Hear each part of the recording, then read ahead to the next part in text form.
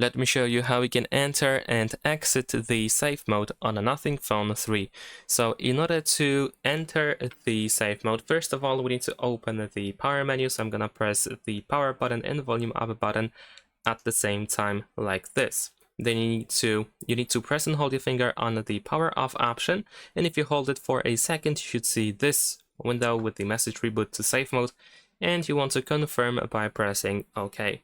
And now our Nothing Phone 3 will restart, and this time when we are back in the home screen, you will see that you are in the safe mode. And there we go. As you can see here, we can see that we are in the safe mode. And keep in mind that the airplane mode is activated by default.